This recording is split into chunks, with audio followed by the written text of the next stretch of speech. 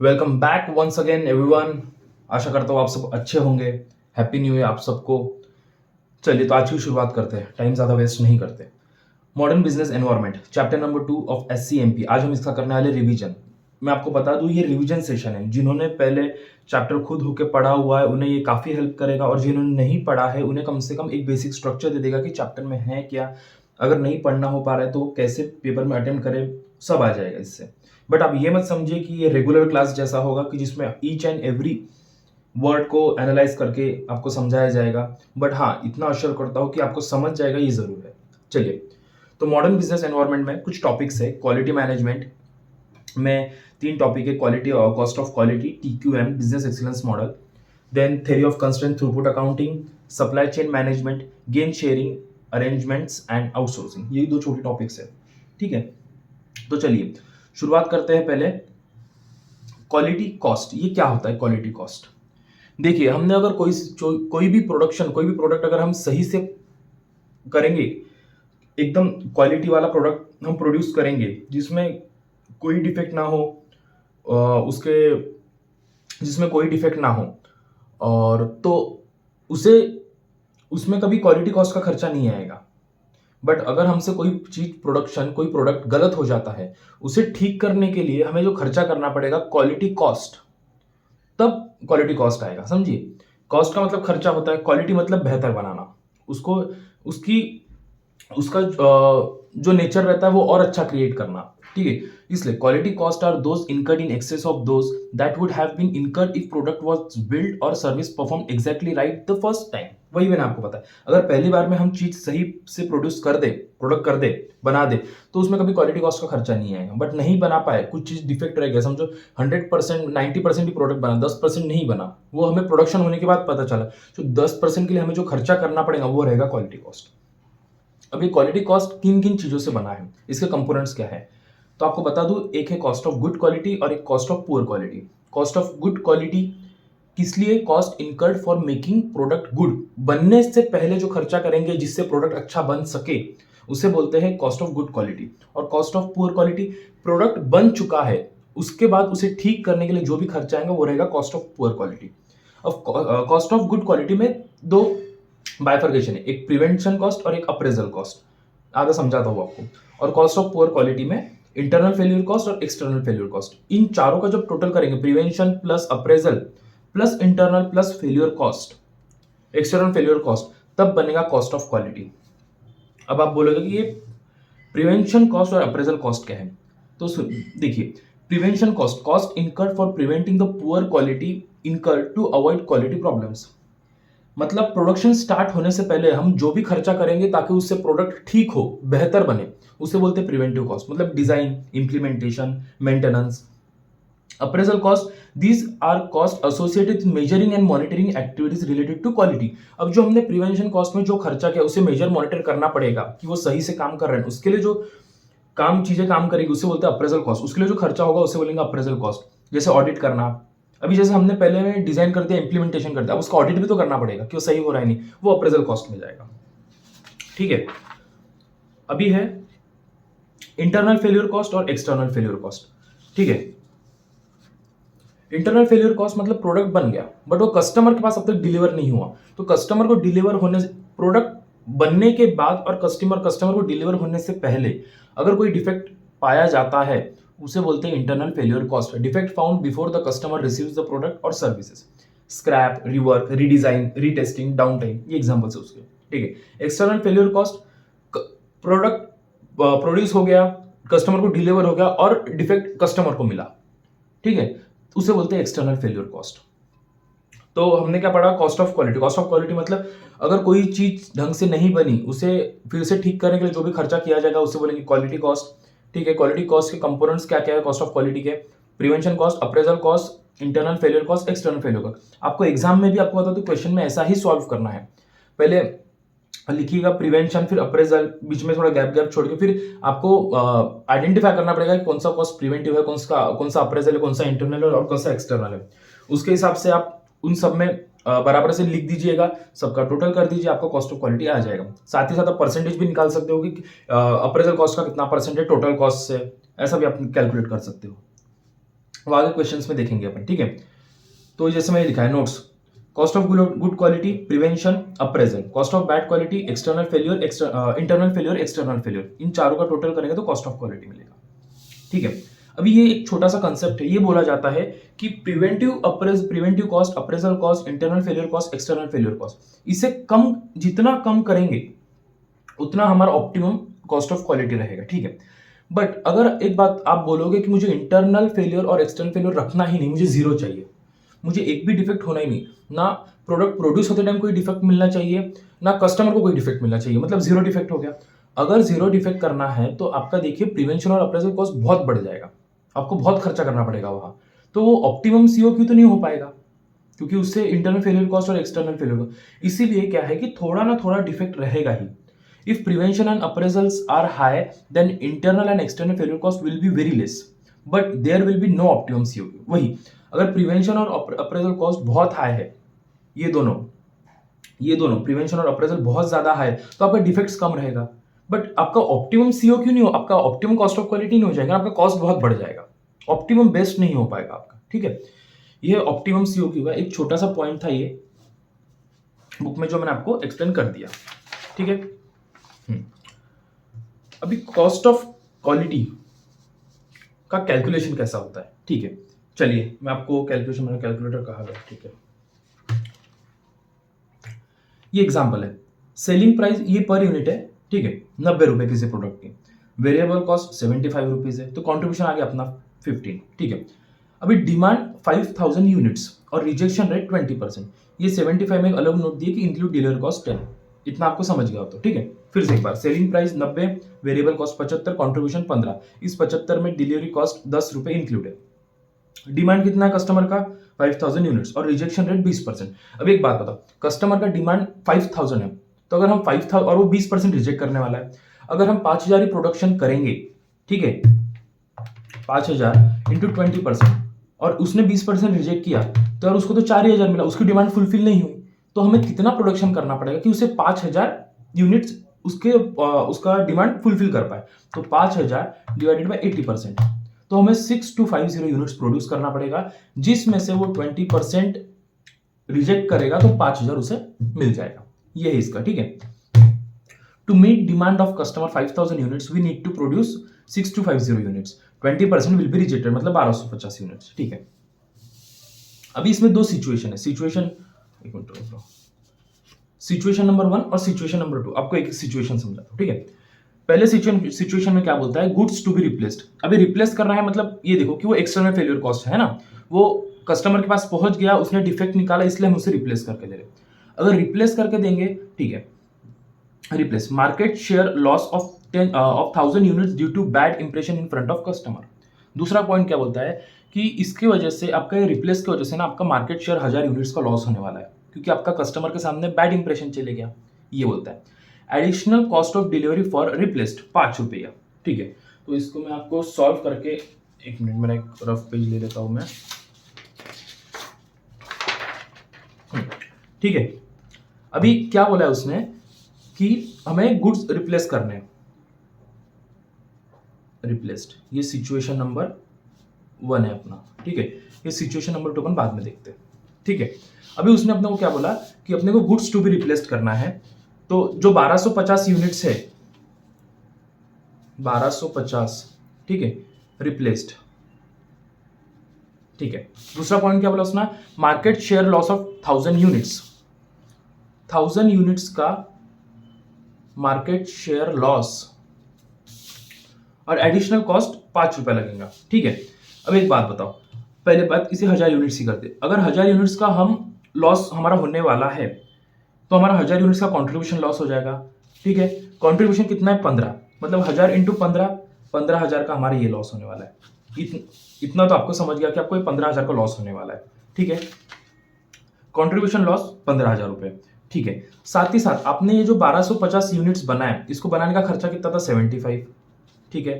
तो 1250 into 75, 93750 plus 93750। अच्छा, replace करेंगे तो आपको तो इसने दिया है ना कि एडिशनल डिलीवरी कॉस्ट रिप्लेस करने के 5 रुपए लगेंगे, तो आपको 1250 इंटू 5 रुपए 6250 और लगने वाला है, ठीक है, 6250। तो आप देख रहे हो कि आपको टोटल खर्चा 15,000 आपका लॉस है, 93,750 आपको रिप्लेस करने का खर्चा और साथ ही साथ डिलीवरी कॉस्ट, तो 1,15,000, जो ये 1,15,000 ना एक्सटर्नल फेलियर कॉस्ट है। अब एक्सटर्नल फेलियर कॉस्ट जैसे मैंने आपको दी क्योंकि हम रिप्लेस करके दे रहे हैं, मतलब वो कस्टमर को पहुंच चुका है ना, इसलिए ये ठीक है, ये पहला सिचुएशन हो गया। सिचुएशन दूसरा क्या है कि rejected goods not to be replaced. देखो रिजेक्टेड गुड्स तो एक्सटर्नल का उसको कस्टमर को मिल गए, बट हमने उसे बोला हम रिप्लेस करके नहीं देंगे। रिप्लेस करके नहीं देंगे तो कंट्रीब्यूशन लॉस हमारा मार्केट शेयर होने ही वाला है, जो हमने ऊपर पढ़ा था, तो 15,000 का लॉस है ही। वेरिएबल कॉस्ट 75 रुपए था, वो भी होने वाला है। सिर्फ इसमें क्या एडिशनल कॉस्ट ऑफ डिलीवरी नहीं लगेगा क्योंकि इसमें हम रिप्लेस नहीं करके दे रहे, तो 108,750 टोटल आ गया इसका एक्सटर्नल फेल्यूर कॉस्ट। अभी यही चलता रहेगा तो हमारा मार्केट शेयर तो हमारा हर बार लॉस होते रहेगा। तो इसके लिए इसका सॉल्यूशन क्या है? तो ये जो है कि रिप्लेस करने की नौबत ही नहीं है, मतलब ये 1250 प्रोडक्ट डिफेक्ट वाले प्रोड्यूस ही नहीं होने चाहिए।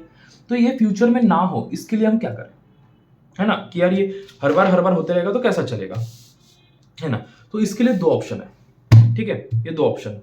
मैं आपको बता दूं, ये अच्छे से समझ लो ये कंसेप्ट, क्योंकि ये कंसेप्ट ना आपको पूरे चैप्टर में यही सबसे ज्यादा इंपॉर्टेंट है और सबसे ज्यादा हाईलाइटेड कंसेप्ट है, ठीक है। ये जिसका क्लियर है उसको ये चैप्टर में इतना दिक्कत नहीं जाएगा, ठीक है। तो option number 1, defective units should not be produce. तो जो 1250 यूनिट्स हमने डिफेक्ट निकाले थे, या तो वो प्रोड्यूस हो ही ना, तो हमारा एक चांस है कि हमारे ये जो अभी तक ऊपर का कैलकुलेशन किया वो हो ही ना, कंट्रीब्यूशन लॉस हो ही ना, रिप्लेस करने का सिचुएशन ही ना है, ठीक है, हमारा कंट्रीब्यूशन लॉस हो ही ना, ठीक है, वो वाला। ऑप्शन 2 क्या बोलता है, identify 1250 defective units at factory only, मतलब ये इंटरनल फेलियर कॉस्ट कस्टमर को पहुंचा ही नहीं, after production plus before reaches to customer. देखो मेरे बराबर का, ठीक है। तो ऑप्शन नंबर 1 पहले हम देखते हैं। If company incurs 1,05,000 on inspection of raw material. अभी देखो आपको 1250 यूनिट्स आप बोल रहे हो कि आपको प्रोड्यूस करना ही नहीं है, बट इसके लिए आपको कुछ मेजर्स लगाने पड़ेंगे, तो कुछ आपको इंस्पेक्शन करवाना पड़ेगा, तो उसके लिए कुछ खर्चा होगा, ठीक है। If company incurs 1,05,000 on inspection of raw material, defective raw material can be identified at the time of purchasing from supplier. ये पॉइंट क्या बोलता है, अगर हम इंस्पेक्शन, जब हम सप्लायर से खरीद रहे हैं मटेरियल, और अगर हम तभी इंस्पेक्शन प्रोसेस लगाते हैं, तो हम जो भी रॉ मटेरियल है, डिफेक्टिव रॉ मटेरियल ना परचेस करते टाइम ही आइडेंटिफाई कर सकते हैं, ठीक है। तो एक ये मेजर कि हमें 1,05,000 खर्चा करना पड़ेगा। अब 1,05,000 खर्चा करने से ना दो चीजें हमें मिलेगी। एक क्या मिलेगा कि हमारा कंट्रीब्यूशन लॉस जो होने वाला था 15,000 वो नहीं होगा, जो ये लिखा contribution on 1,000 units can be earn, जो हमने 15,000 हमारा लॉस होने वाला था वो नहीं होगा, तो एक 15,000 हमारा प्रॉफिट है। दूसरा, हम डिफेक्टिव यूनिट्स बनेंगे ही नहीं, हमने जैसा पहले सबसे ऊपर देखो option number defective unit should not be produce, तो प्रोड्यूस होंगे ही नहीं। तो अगर वो प्रोड्यूस होंगे ही नहीं तो 1250 इंटू 75, 93,750 हमारा ये होगा, सेव हो जाएगा। तो 93,750 हमारा सेव होगा, साथ ही साथ 15,000 सेव होगा, तो 108,750 हमारा सेव होगा। और हम इसके लिए खर्चा कितना कर रहे हैं, 1,05,000। तो देखो 3,750 का प्रॉफिट है। प्रॉफिट मतलब गेन है, सेविंग है, cost incurred saving, cost saving है ये, ठीक है। 3,750 it will result in higher quality and optimum utilization of resources. अब तो आप समझ ही गए होंगे, तो ठीक है। तो ऑप्शन नंबर 1 ने क्या बोला कि जो 1250 डिफेक्टिव यूनिट्स प्रोड्यूस होना है तो उसे प्रोड्यूस करो ही मत। अगर उसे प्रोड्यूस तो उसके लिए हमें क्या कुछ तो भी इंस्पेक्शन वगैरह करवाना पड़ेगा स्टार्टिंग में, रॉ मटेरियल परचेस करते टाइम।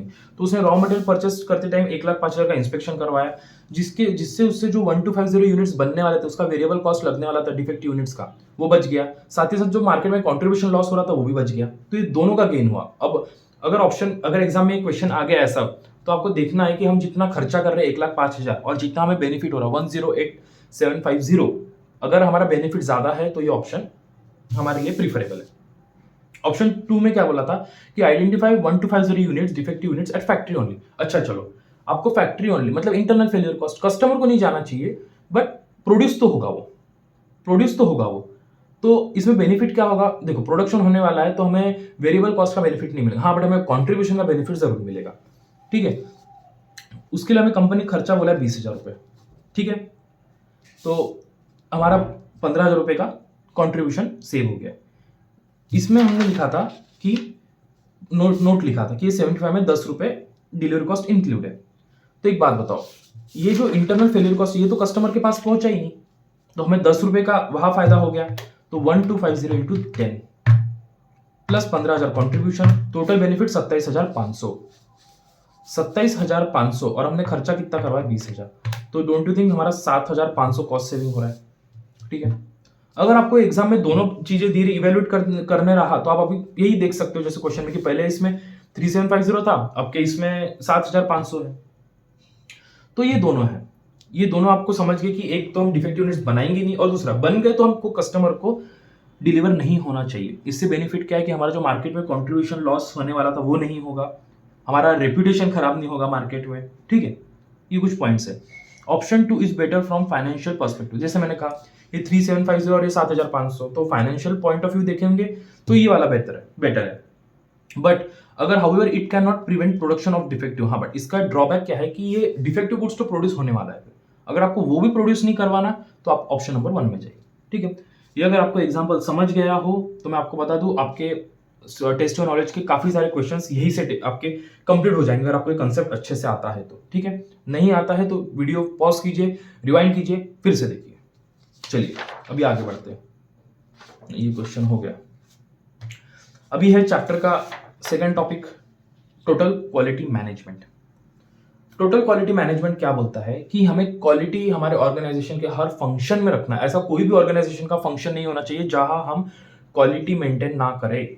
ठीक है, TQM integrates all organization function, marketing, finance, design, engineering, production, customer service. ठीक है, हर जगह पर हमें क्वालिटी रखनी है। ठीक है, TQM is a comprehensive management system which focus on continuous improvement, recognize role of everyone, emphasize teamwork, focus on quality services to focus on meeting customer need and organizational objective। बिल्कुल, total quality management का basic M है कि हमें quality management organisation के हर function में रखना है। हर function में रखना है तो हमें हर फंक्शन के एम्प्लॉय को उसमें इन्वॉल्व करना पड़ेगा। एम्प्लॉय को इन्वॉल्व करेंगे हम तो हमें टीम वर्क रखना पड़ेगा। टीम वर्क के साथ टीम वर्क को बोलेंगे भाई तुम क्वालिटी पे ज्यादा फोकस करो। क्वालिटी पे फोकस करने के लिए उन्हें कंटिन्यूस इंप्रूवमेंट करना पड़ेगा।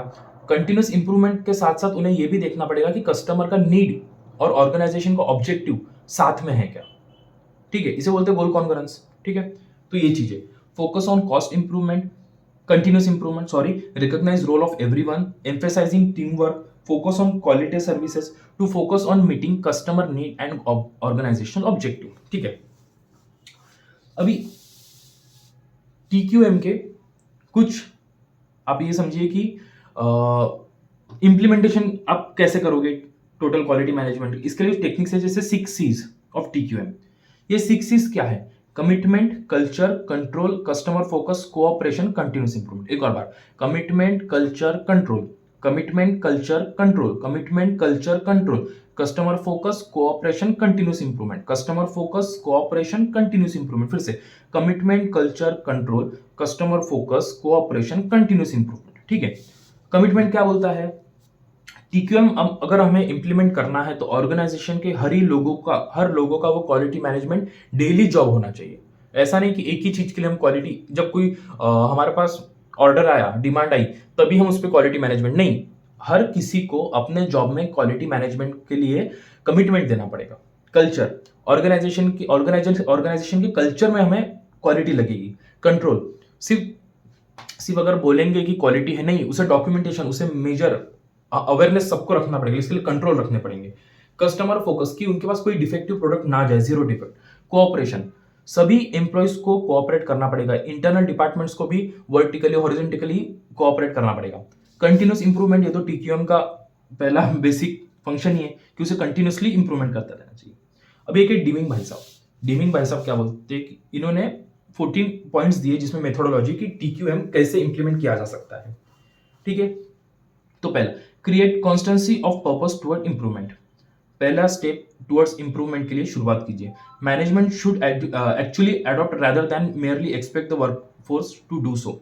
दूसरा पॉइंट बोलता है कि मैनेजमेंट ने इसे अडॉप्ट कर लेना चाहिए, सिर्फ वर्कफोर्स ने एक्सेप्ट किया ऐसा नहीं चलेगा।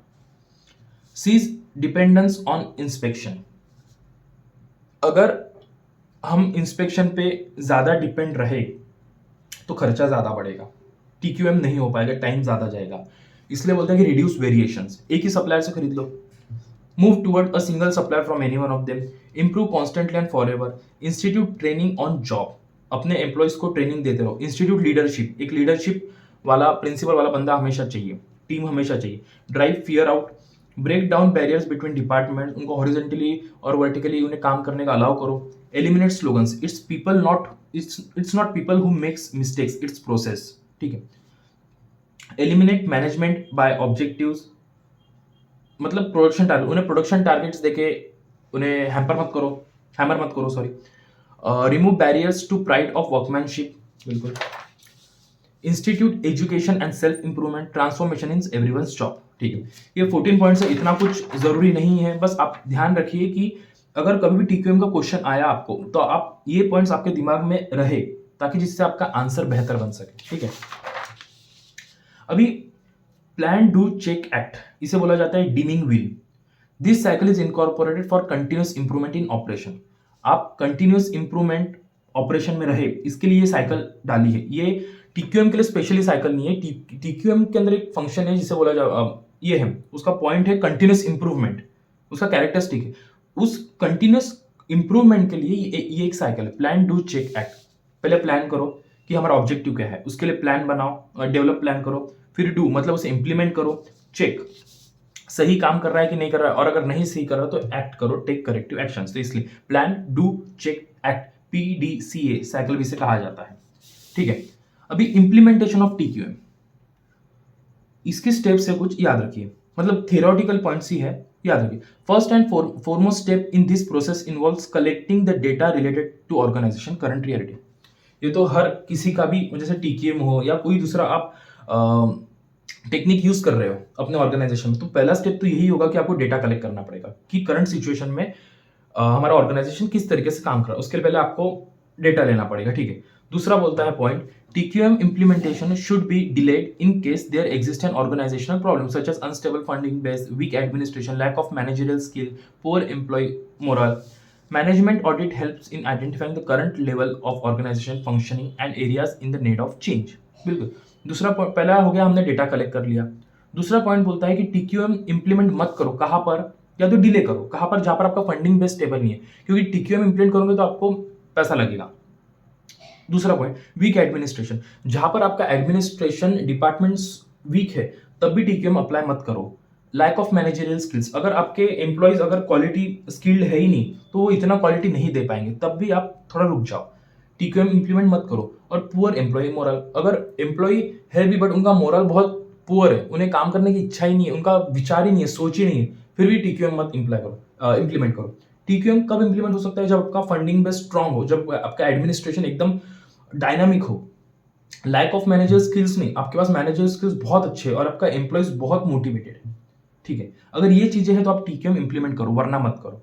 और अगर ये सब चीजें नहीं है तो आपको ये सब चीजें कहाँ से पता चलेगी, मैनेजमेंट ऑडिट करने से. अपन ऑडिट में पढ़ते हैं चैप्टर नंबर लास्ट में, थर्ड मॉड्यूल में, internal audit, management audit, operation audit. ठीक है. मैनेजमेंट ऑडिट में ये चीजें पता चलेगी. ठीक है. टीक्यूएम, अब टीक्यूएम को थोड़ा सा क्रिटिसाइज भी किया गया है. Focus on documentation of process and ill measurable outcomes. बिल्कुल. टीक्यूएम का क्रिटिसाइज किया गया है कि बोले ये डॉक्यूमेंटेशन पे बहुत ध्यान देता है, प्रोसेस के, जो प्रोसेस का डॉक्यूमेंटेशन है कि सही प्रोसेस हो, उस पर बहुत ज्यादा ध्यान देता है, और आउटकम्स पे ध्यान नहीं देता है. ठीक है. दूसरा बोलता है कि emphasises on quality assurance rather than improvement. TQM का बोलना है कि हम क्वालिटी अश्योरेंस ज्यादा करेंगे, इसलिए लोगों का बोलना है कि इंप्रूवमेंट से ज्यादा अश्योरेंस पे ध्यान देता है, इंप्रूवमेंट पे ध्यान नहीं देता है. ठीक है. And internal focus which is at odds with the alleged customer orientation. बिल्कुल. ठीक है. इतना कुछ काम का नहीं है, बस ध्यान रखिए. Carson has received the customer focus with an emphasis on the total employee involvement. The main feature of his empowerment thrust has been loyalty to the vision of company through the pursuit of through visible goals. बिल्कुल. Recognition of satisfied customer and motivated employees as a true asset of company. बिल्कुल.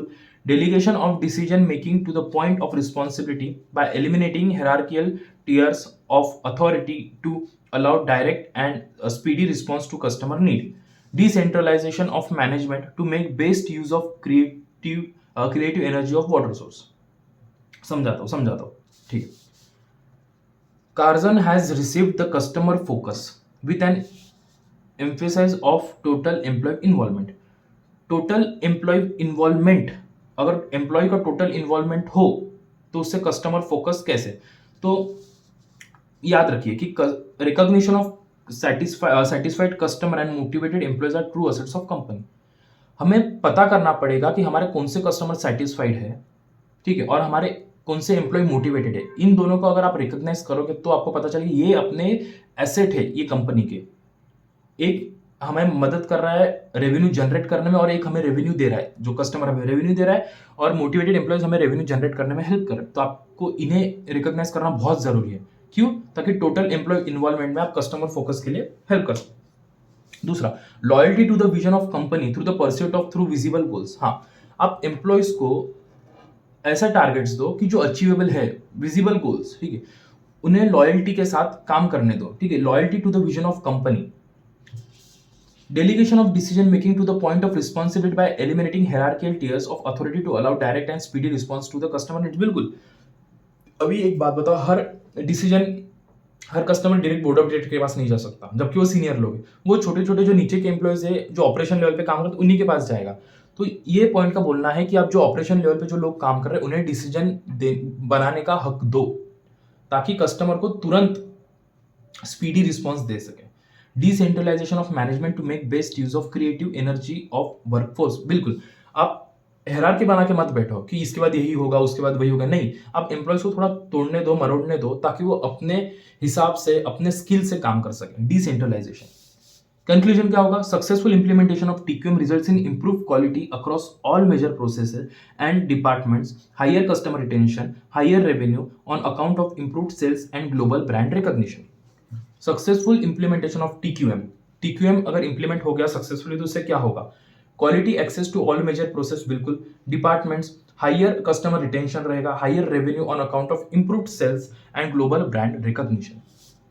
ठीक है, इसी के साथ अपना TQM खत्म होता है. अभी चालू करेंगे बिजनेस. अभी चैप्टर का थर्ड टॉपिक है बिजनेस एक्सीलेंस मॉडल. ये क्या बोलता है? आपके नाम में ही है बिजनेस एक्सीलेंस मॉडल. एक्सीलेंस.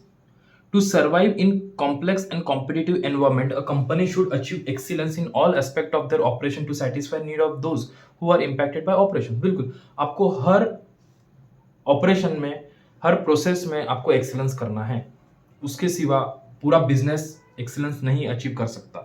हर प्रोसेस में छोटे से छोटे स्टार्टिंग, जैसे हमने वैल्यू चेन में पढ़ा था, पहले प्रोसेस है प्राइमरी में इनबाउंड, फिर है ऑपरेशन, आउटबाउंड. तो जो ये हर प्रोसेस है ना, हर में आपको एक्सीलेंस रखना पड़ेगा, ठीक है, कि जिससे पूरे बिजनेस में ये मॉडल अप्लाई हो सके, जिससे बोलते हैं बिजनेस एक्सीलेंस मॉडल.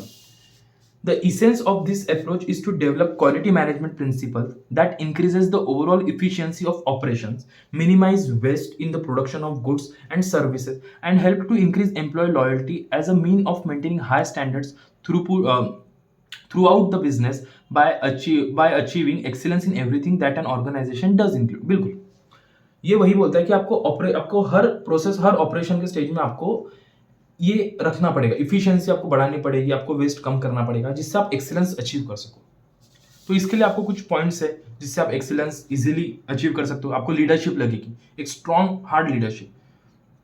स्ट्रेटेजी लगेगी आपको प्रॉपर, कस्टमर फोकस लगेगा, इंफॉर्मेशन मैनेजमेंट लगेगी, आपकी पीपल एम्प्लॉयज आपके बराबर लगेंगे, और साथ में साथ एक बराबर जैसे प्रोसेस, मतलब वैल्यू चेन था एक प्रोसेस, ये आपको लगेगा एक, ठीक है. तो leadership, strategy, customer focus, information management, people and process, ये रहेगा तो आपको बिजनेस एक्सीलेंस मॉडल लगाने में आपको आसानी जाएगी. आपको बिजनेस के हर ऑपरेशन में एक्सीलेंस लगाने में आसानी जाएगी. इसके लिए European foundation for quality management excellence model, EFQM जिसे बोला जाता है, ठीक है. EFQM model has a set of 3 modules that provide a logical and systematic method of assessing an organization. पहला मॉड्यूल बोलता है direction, why organization exist, organization क्यों है, एग्जिस्ट क्यों करता है, इसका पर्पस क्या है, साथ ही साथ स्ट्रेटेजी क्या है, ताकि जिससे इसका जो पर्पस है वो फुलफिल हो सके, ठीक है. दूसरा मॉड्यूल बोलता है execution, how does it deliver on it's purpose and strategy. दूसरा मॉड्यूल बोलता है कि ये एग्जीक्यूट कैसे करेगा अपने स्ट्रेटेजी पे, जिससे इसको अपना गोल अचीव करना है.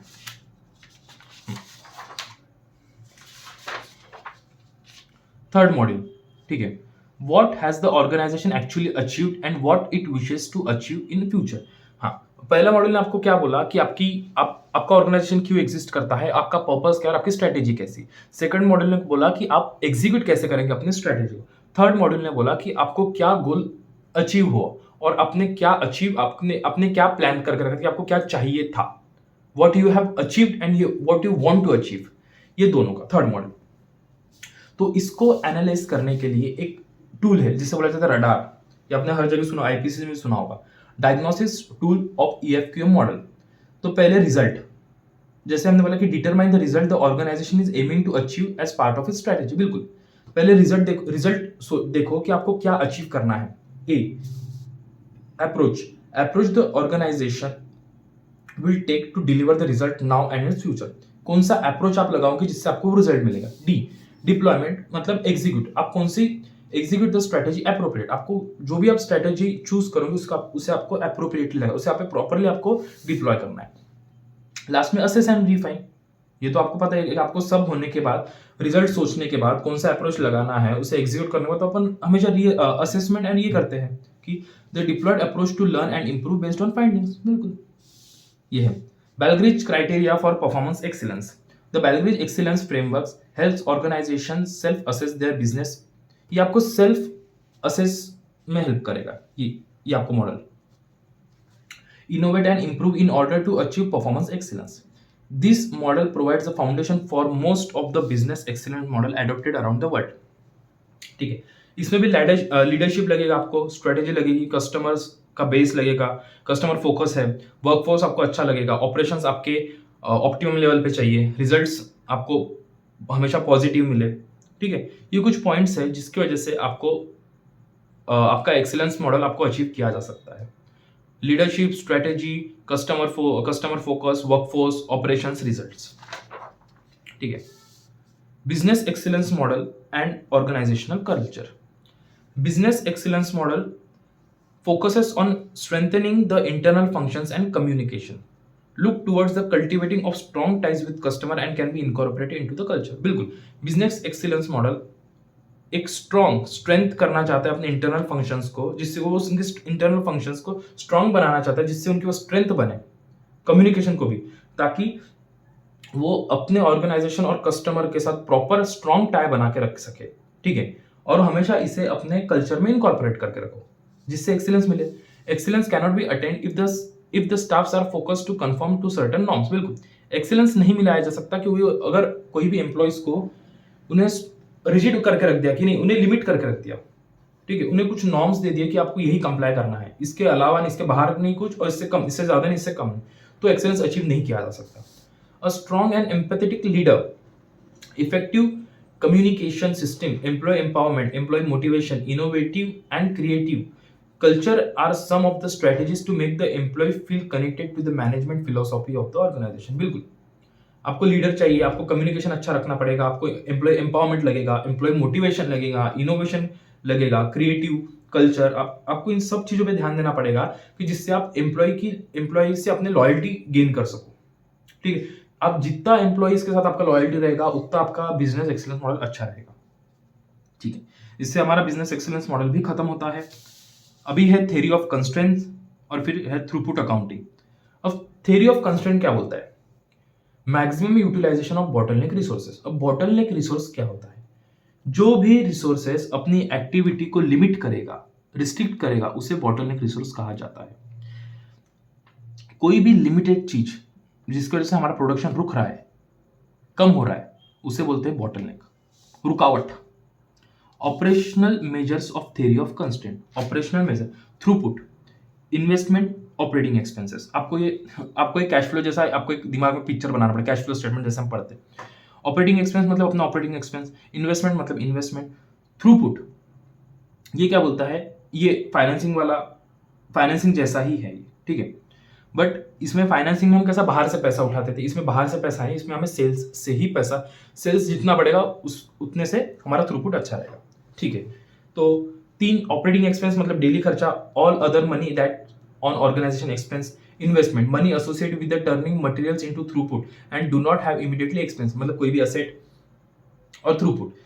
TOC measures throughput, theory of constraint measures in the rate of generating money. देखो, उसमें भी कैश फ्लो में फाइनेंसिंग था, आपको मनी जनरेट करते थे, बट आप उसमें बाहर से पैसा उठाते थे, लोन हो गया, इक्विटी शेयर इशू कर ली। यहाँ पर वो नहीं, अपने को यहाँ पर सेल्स बढ़ा, रेवेन्यू अपना टर्नओवर बढ़ा के ही हमें हमारा मनी जनरेट करना है। तो एक थ्रूपुट, इन्वेस्टमेंट और ऑपरेटिंग एक्सपेंसेस। सेल्स ये क्या है, unit level variable expenses divide by time. अभी यहाँ पर हमने टाइम लिमिटिंग फैक्टर है, जो हमारा बॉटलनेक रिजर्व, हमारे पास टाइम कम है, एक एग्जांपल के लिए। तो यूनिट लेवल वेरिएबल एक्सपेंसेस, जो हमें वही वेरिएबल कॉस्ट कंसीडर करना है पर यूनिट जिससे सेल्स अफेक्ट कर रहा है, ठीक है। जो डायरेक्ट कॉस्ट को चेंज करेगा, वेरिएबल कॉस्ट हमें वही कंसीडर करना है, ठीक है।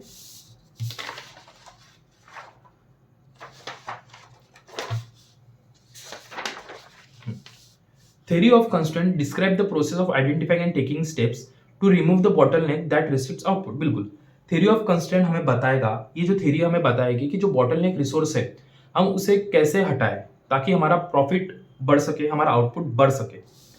पहले तो आइडेंटिफाई द सिस्टम बॉटलनेक, कि बॉटलनेक है कहां पर, वो रिस्ट्रिक्शन है कहां पर। उसके बाद describe how to exploit the bottleneck, उस लिमिटिंग फैक्टर को कैसे एक्सप्लॉइट करें, ठीक है। Subordinate everything else to the decision, this step require that the optimum production of bottleneck activity should determine the production schedule on non bottleneck activities. बिल्कुल, जो चीज हमारे पास लिमिटेड है, जैसे बॉटलनेक, जैसे हमने इसके लिए टाइम दे, तो हमें उस जो लिमिटेड फैक्टर है उसमें हमें ऑप्टिमम ये करना पड़ेगा, ऑपरेशंस करने पड़ेंगे जिससे हमें ऑप्टिमम आउटपुट मिल सके, ठीक है। एलिवेट द सिस्टम बॉटलनेक और increase bottleneck efficiency and capacity. बिल्कुल, या तो आप वो बॉटलनेक एक्टिविटी जो हो रही है उसे हटा ही दो, या तो और इंक्रीज बॉटलनेक एफिशिएंसी, जितना काम हो रहा था उससे उतने ही जो लिमिटिंग फैक्टर है, समझो ए एक लिमिटिंग फैक्टर है, उस ए में अगर जितना काम हो रहा था अब कोशिश करो कि उससे ज्यादा हो, इंक्रीज करो bottleneck efficiency. Repeat the process and as a new constraint emerge. बिल्कुल, और फिर ये प्रोसेस रिपीट करते रहो। अभी throughput accounting, theory of constraint को ही अकाउंटिंग जब करेंगे तब ये आएगा throughput accounting. They focused on the written product per bottleneck R, ठीक है। They treated only direct material and labor, ठीक है, sorry labour, they treated only direct material and variable। Throughput accounting में सिर्फ डायरेक्ट मटेरियल और जो variable cost है उसे जो डायरेक्ट मटेरियल है और वेरिएबल उसे ही वेरिएबल कॉस्ट माना जाएगा, बाकी लेबर और ओवरहेड्स को फिक्स कॉस्ट माना जाएगा। ये फॉर्मूला आप देख सकते हो, थ्रूपुट पर bottleneck minute, factory cost per bottleneck minute, ठीक है। आप अभी इस पे ध्यान मत दो, मैं आपको इसको समझाता हूँ कि एग्जैक्ट है क्या है, सिर्फ अभी फॉर्मूला देख लो। कंक्लूजन क्या है, TOC throughput accounting based approach as a direct costing approach may be more suitable for a short term product mix decision. बिल्कुल, ठीक है। हाँ, थ्योरी ऑफ कंस्ट्रेंट और थ्रूपुट अकाउंटिंग ये दोनों दिमाग में रखो, ठीक है। Theory of constraint, sales minus unit level variable expense, कितना हमारा रेवेन्यू है सेल्स से, साथ में उसमें से जो उसका वेरिएबल कॉस्ट, जो उसका खर्चा वो माइनस करेंगे। ये कंट्रीब्यूशन का आपको फॉर्मूला नहीं लग रहा, हाँ कंट्रीब्यूशन आ जाएगा, डिवाइडेड बाय टाइम, जो लिमिटिंग फैक्टर है उससे डिवाइड करना, तो इससे क्या आ जाएगा हमारा कंट्रीब्यूशन पर लिमिटिंग फैक्टर, ठीक है। क्या आएगा, कंट्रीब्यूशन पर limiting factor. Theory of constraint, अब इसको थ्रूपुट में करना है तो कंट्रीब्यूशन पर लिमिटिंग फैक्टर जो हमने ऊपर निकाला divide by fixed factory cost per unit, ये पर यूनिट है, ठीक है। इसको आप डिवाइड करोगे तो आपको मिलेगा थ्रूपुट अकाउंटिंग, ठीक है। यही फॉर्मूला याद रखिए, sales minus variable unit level variable cost divide by limiting factor, तो इससे हमारा कंट्रीब्यूशन पर लिमिटिंग फैक्टर आएगा। कंट्रीब्यूशन पर लिमिटिंग फैक्टर को अगर हम फैक्ट्री फिक्स कॉस्ट से पर यूनिट से डिवाइड करेंगे तो थ्रूपुट अकाउंटिंग आ जाएगी। फिर उसे रैंक दीजिए, जो सबसे हाईयर है उसे 1 रैंक दीजिए, सबसे लोअर है उसे लास्ट रैंक दीजिए, और जो हाईयर रैंक है उसे ज्यादा से ज्यादा प्रोडक्शन करने की कोशिश करिए, ठीक। Supply chain management, supply chain management क्या है, स्टार्ट टू एंड प्रोसेस। कोई भी कंपनी का एक स्टार्ट प्रोसेस होता है, वहां से लेके एंड तक ये जो प्रोसेस है इसे बोला जाता है supply chain management. A complete chain of serving the customers और कंज्यूमर्स वेदर लिंक्ड और interdependent in the composition is the composition of supply chain. It comprises of vendor that supply raw material, producers who convert the material into product, warehouses that store, distribution centers that deliver to the retailers who sell the product to the ultimate user. बिल्कुल, transformation of product from node to node includes such production planning, purchasing, material management, distribution, customer service, forecasting. Value chain approach में क्या होता था कि इन्होंने primary activities में divide कर दिया था 5 एक्टिविटीज में से, inbound operations, outbound, marketing and sales और मार्केटिंग एंड सेल्स, और लास्ट क्या था, सर्विसेज। यहाँ पर सप्लाई चेन मैनेजमेंट में एक तरीके का वैसे ही, बट हमें यहाँ पर हर नोड टू नोड ये एक्टिविटी काम करेगी, ठीक है। अभी ग्लोबल सप्लाई चेन फोरम ने एक डेफिनेशन जैसे दिया था, क्या बोलता है कि integration of key business process from end user through original supplier that provides product services and information to add value to customer. बिल्कुल, integration of key business process, आपके बिजनेस में जितने प्रोसेस है उसका इंटीग्रेशन करना फ्रॉम एंड यूजर, कंज्यूमर से लेकर तो सप्लायर तक का, that provide products services and information, जो कस्टमर को वैल्यू एडिशन करके देता है, ठीक है। 8 टाइप के सप्लाई चेन मैनेजमेंट है, सिर्फ एक बार देख लीजिए। Customer relationship management, supplier relationship management, customer service management, demand management, order fulfilment, manufacture flow management, product development and commercialisation, return management. ये कुछ टाइप के, बस एक बार ओवरलुक कर देना, ठीक है। अभी टाइप्स ऑफ सप्लाई चेन, कितने टाइप के सप्लाई चेन है, एक अपस्ट्रीम है और एक डाउनस्ट्रीम है, ठीक है, जिसे बोला जाता है पुश मॉडल और पुल मॉडल, ठीक है। पुश मॉडल बोलता है कि सप्लायर से लेकर कस्टमर तक जाना है हमें। Under push model stocks are produced on the basis of anticipated demand. Push model क्या बोलता है सप्लाई चेन मैनेजमेंट में, कि हम तब स्टॉक बनाएंगे जब हमने डिमांड एंटिसिपेट कर लिया, फोरकास्ट करके हम आज प्रोडक्शन कर लेंगे। पुल मॉडल क्या बोलता है, नहीं, हम एक्चुअल डिमांड दिखेंगे उसके हिसाब से हम प्रोडक्शन करेंगे, उसे बोलते हैं पुल मॉडल। तो supplier, manufacturer, distributor, retailer, consumer. Push model ऊपर से लेकर नीचे तक काम करता है, पुल मॉडल नीचे से लेकर ऊपर तक काम करता है। Electronic connection are used to bring out the need of customers, ठीक है। Electronic supply chain connectivity gives end user opportunity to give directions to supplier, customer have direct voice, ठीक है, कुछ इतना ज्यादा रिलेवेंट नहीं है। हाँ, ये जो मैं आपको बताया था upstream and downstream flow. Company का अगर सप्लायर के साथ है तो रिलेशनशिप तो वो अपस्ट्रीम हो जाएगा, कंपनी का कंज्यूमर के साथ है कस्टमर तो हो जाएगा डाउनस्ट्रीम, ठीक है। सप्लाई चेन मैनेजमेंट अपना ये upstream flow and downstream flow. Upstream flow, relationship with supplier, make और बाय आउटसोर्सिंग। आपको अपने सप्लायर्स के साथ रिलेशनशिप कैसा है आपको देखना पड़ेगा, जिससे आप मेक और बाय डिसीजन आउटसोर्सिंग वो लेके सके, आपके नंबर ऑफ सप्लायर्स आप मेंटेन करके रख सके, cost, quality and speed of delivery, ये जिससे आपका एकदम हाई स्पीड रहे, प्रॉपर क्वालिटी में। सप्लायर की स्ट्रेटेजी क्या है, उसके सोर्सेस क्या है, ठीक है, ये अपने को रिलेशनशिप विद सप्लायर करके रखना पड़ेगा। Use of information technology, E sourcing, E purchasing, E payment, ये तो बताने की जरूरत नहीं है, ये तो नॉर्मल सी चीज है। Downstream flow, relationship marketing, customer relationship management, use of information technology और ब्रांड स्ट्रेटेजी। डाउनस्ट्रीम फ्लो इनके बारे में बात करता है कि आपको relationship marketing, customer relationship management, use of information technology और ब्रांड स्ट्रेटेजी, ठीक है, आपको ये देखना पड़ेगा। अभी रिलेशनशिप मैनेजमेंट, रिलेशनशिप मार्केटिंग, ये हमने डाउनस्ट्रीम फ्लो में देखा था, ठीक है। Customer relationship management, assisting in customer retention and driving sales growth. बिल्कुल, आपको कस्टमर को रिटेन करके रखना पड़ेगा जिससे आपका सेल्स बढ़ता है। Organisation must ensure customers are satisfied their products and services for higher customer retention. Organisation must ensure customers are satisfied, organisation को देखना पड़ेगा कि भाई हमारे कस्टमर सेटिस्फाइड है with their products and services for higher customer retention, ठीक है। Analysis of customers and their behaviour, आपको कस्टमर को एनालाइज करना पड़ेगा, उसका बिहेवियर आपको एनालाइज करना पड़ेगा। Analysis of customer is necessary based on geographical location और purchasing characteristics, customers expectation of benefits, quality, discount, serviceability should be taken into consider. आपको कस्टमर का ओवरऑल आपको बिहेवियर समझना पड़ेगा। During such analysis, process management should keep in mind the psychological need, safety need, social need, status, ego need and self fulfilment need of existing and future customer. बिल्कुल, आपको पूरा analysis देखना पड़ेगा, उसका behaviour आपको समझना पड़ेगा, पहली बात तो, ठीक है। अभी है customer account profitability, analyse customer base and split it into segment, ठीक है। आपके जो भी कस्टमर है उन्हें डिवाइड कीजिए कि ए कैटेगरी कस्टमर कौन से, बी कौन से, सी कौन से। जो हमें सबसे ज्यादा रेवेन्यू दे रहा है वो हम उसे गोल्डन कस्टमर, उसे प्लैटिनम कस्टमर बोलते हैं हम, कि उसे मेंटेन करके रखना हमेशा। Calculate revenue earn from customer, आप हर कस्टमर से कितना आपको रेवेन्यू आ रहा है वो देख लो, उसके बाद calculate annual cost of serving the segments. आप कॉस्ट देखो कि आपको उसके लिए कितना कॉस्ट लग रहा है, जहां से आपको जितना रेवेन्यू आ रहा है। मतलब आपको अगर 1,000 रुपए का रेवेन्यू आ रहा है तो उस 1,000 रुपए के लिए कितना कॉस्ट लग रहा है।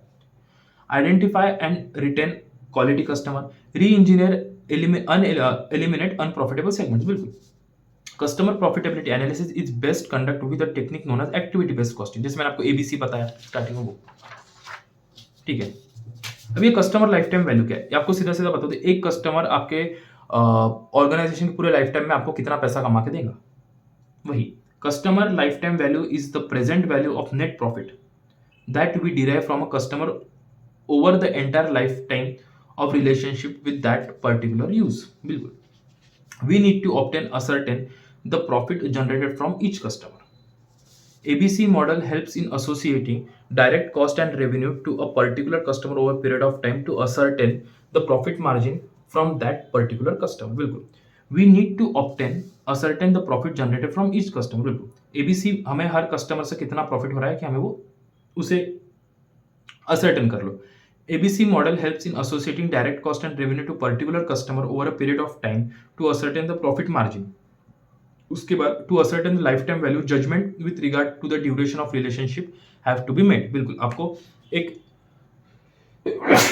sorry to ascertain the lifetime value judgment with regard to duration of relationship have to be made. This ensure detailed analysis of strength of relationship frequently. सीधी सी भाषा में आपको जो बता दूं कि एक कस्टमर आपको लाइफ टाइम कितना अर्न करके देने वाला है, उसका प्रेजेंट वैल्यू आपको कैलकुलेट करना है, बस डिस्काउंटेड रेट से।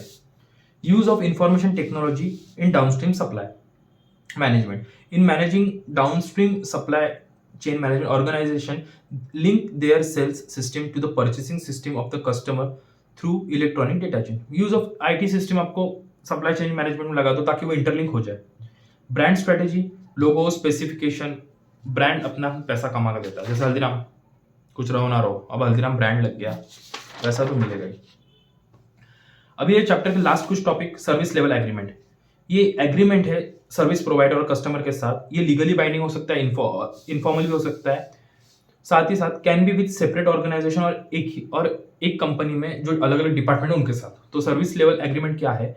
एक एग्रीमेंट है सर्विस प्रोवाइडर कस्टमर के साथ, चाहे वो लीगली हो, इनफॉर्मली हो, वो भी चलेगा। किसके साथ? सर्विस ऑर्गेनाइजेशन के, सेपरेट ऑर्गेनाइजेशन के साथ हो सकता है, या तो अपनी कंपनी में अलग अलग डिपार्टमेंट के साथ हो सकता है। ठीक है, गेन शेयरिंग अरेंजमेंट, ये क्या है? एक ऐसा अरेंजमेंट है जिसमें हम दोनों पार्टीज कुछ ना कुछ रेशो में हमारा गेन शेयर करेंगे। Is an approach to review and adjustment to existing contract or series of contract where adjustment provide benefit to both the parties. Outsourcing is a business practice used by companies to reduce cost or improve efficiency by shifting task, operations, job or processes to another party for span of time. बिल्कुल, अगर आपको company में, अगर आप 100 में product बनाते हो, वही आपको बाहर भी अगर आप थोड़े कम में बना के मिलता है तो आप वहां कर दोगे, उसका आउटसोर्स कर दोगे, जिससे आपका कॉस्ट बचेगा, जिससे आपका टाइम बचेगा, है ना, जिससे आपकी इफिशियंसी बढ़ सकती है। इसका एडवांटेज क्या है कि आपका कॉस्ट बच जाएगा, आपका frees and organisation from investment in technology infrastructure, बिल्कुल गिव फ्लेक्सिबिलिटी। रिस्क क्या है कि आपका जो सेंसिटिव डेटा है वो लूज होने के चांसेस है। ठीक है, और इनएक्सपीरियंस्ड वर्कर्स और इम्प्रॉपर प्रोसेस, हो सकता है कि जहां पर आउटसोर्स किया वहां पर बराबर एम्प्लॉइज ना हो, तो ये भी हो सकता है। इसी के साथ हमारे चैप्टर के सारे कंसेप्ट क्लियर होते हैं, खत्म होते हैं। Thank you once again, bye bye. कर दिखाओ कुछ ऐसा कि दुनिया करना चाहे आपके जैसा। सी यू सून।